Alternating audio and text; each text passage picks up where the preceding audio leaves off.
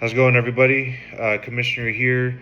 I just wanted to go over the Week 2 results for the league. Definitely some big upsets, very close matchups, and some lowlights for sure. I'll get into those in just a second. We'll go over the first matchup, which was between Alexa and myself.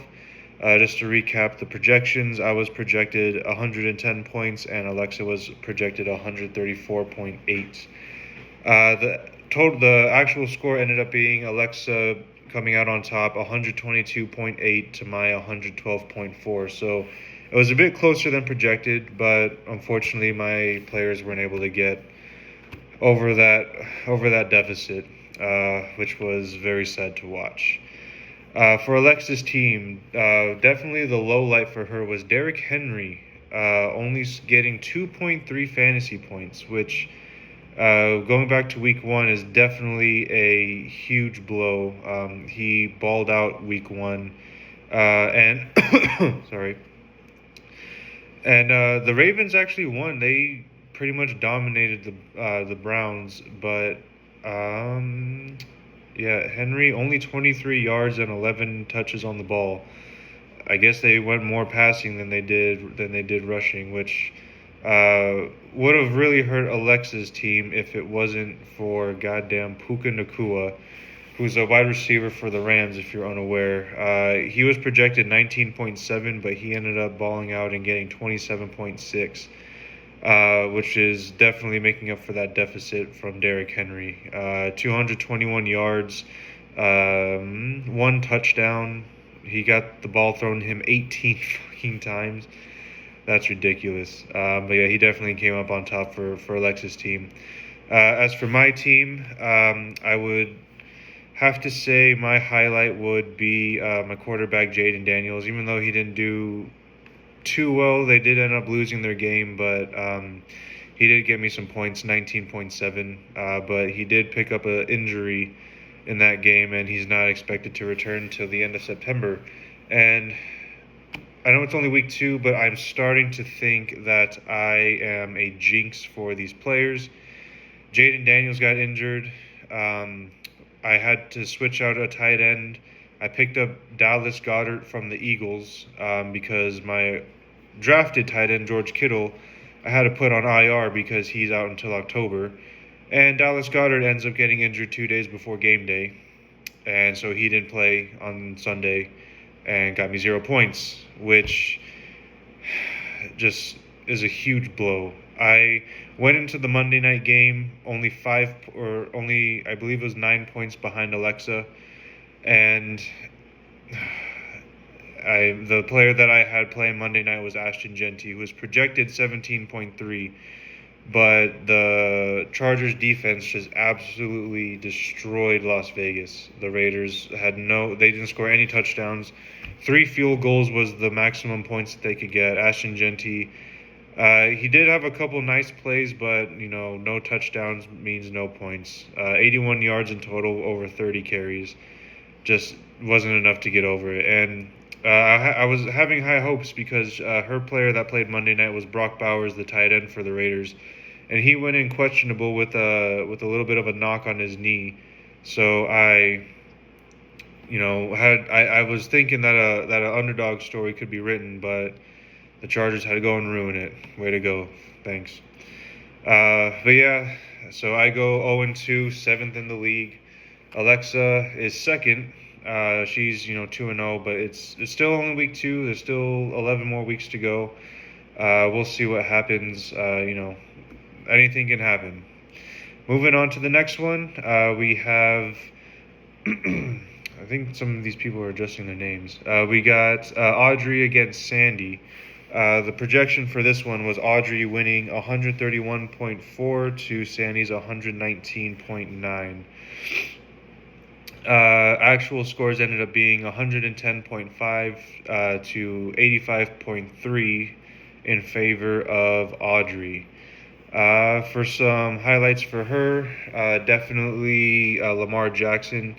Like I mentioned with Derrick Henry, they went for a pretty receiving-heavy offense against the Browns. He was projected 22.8 points and got a total of 26.3. Let's check out some specific stats. Had a pretty good completion percentage, 33 completions to 48 attempts, 434. Or I'm sorry, that's for the total. That's for the total season. Let me see his stats for the game. And it won't let me. Regular season. All in all, I don't know. I don't know how to find this. I'm still trying to navigate these stats. But he ended up balling out.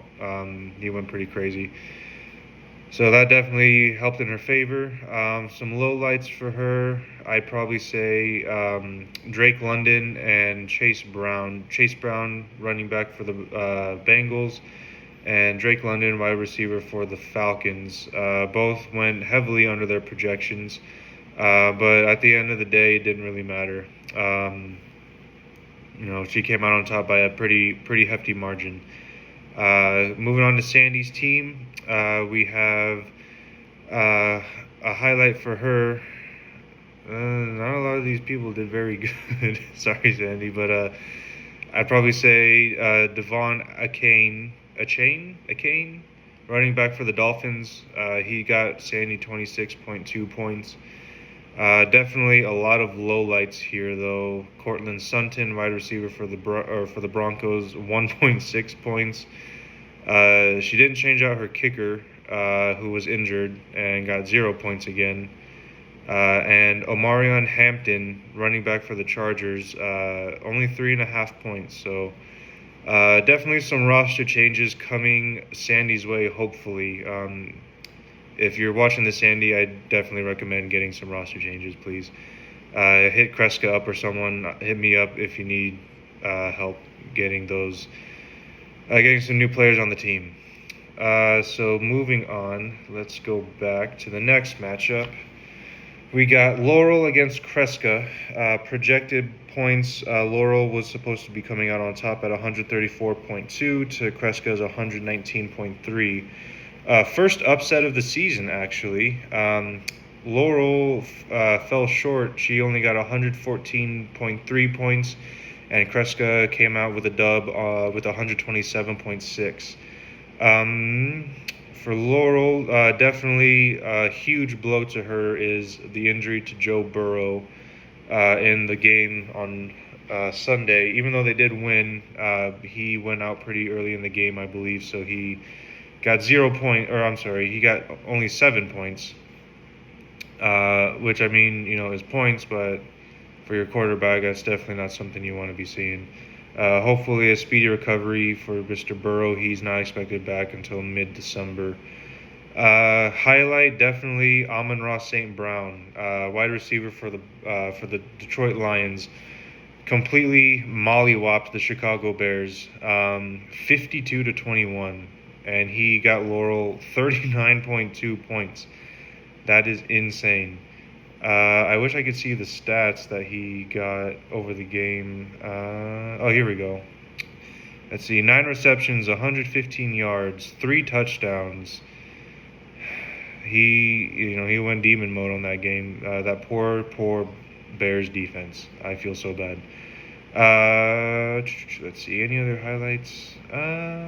Not really. Jacoby Myers kind of fell short a little bit. Christian McCaffrey, like I've said in the beginning, superhuman, Winter Soldier, always does good. He's pretty reliable for points.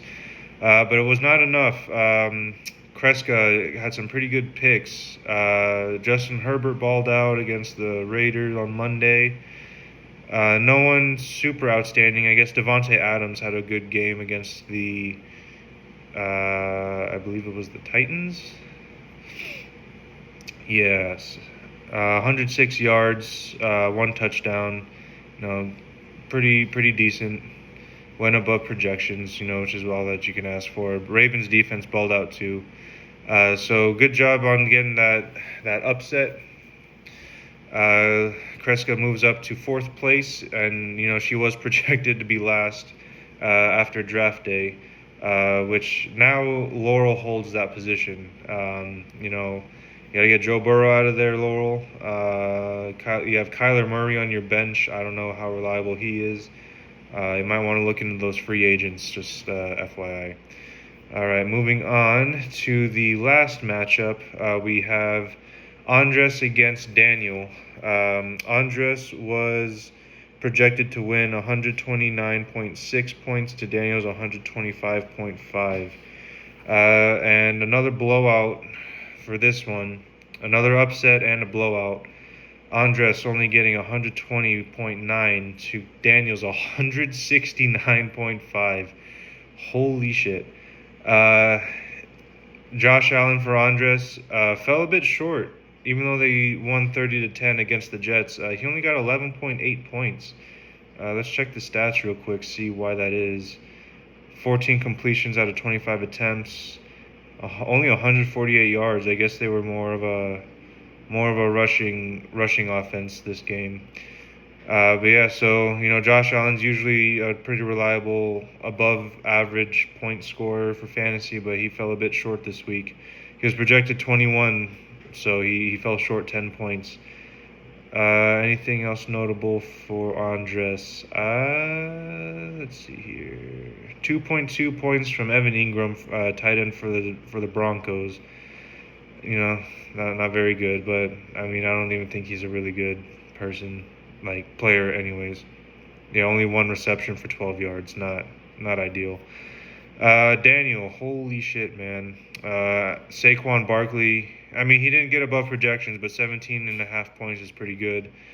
Bo Nix balled out too, even though they lost their game, 20.2 points. But his main attraction, Malik Neighbors, wide receiver for the New York Giants, had a couple big plays during their game against Dallas. Total stats: 9 receptions, 167 yards, 2 touchdowns, and he was on the receiving end of some pretty long throws from Russell Wilson. Even though they lost, they did score 37 points. So good pickup from Daniel on that one. And almost everyone else on his team went above projection. Jackson Smith and Jigba, wide receiver for the Seahawks, went above. So, Daniel had an amazing week. 169.5 points. I don't think I've seen a score that high before. So, good job, Daniel. He takes first place in the league. Andres falls to 6th. Just to kind of recap on the leaderboard here. So we have Daniel 1st, Alexis 2nd, Audrey 3rd, Kreska 4th, Sandy 5th, Andres 6th, myself 7th, and Laurel 8th. It is only week 2 going into week 3, so anything can happen still. Don't get down on yourselves, guys. Make sure you change your rosters as accordingly. You have until Wednesday. Get those free agents picked up, drop some players that aren't doing too good. And then I will get back to you guys Thursday morning before Thursday Night Football to do a recap for week 3. Thank you very much for tuning in. Commissioner out.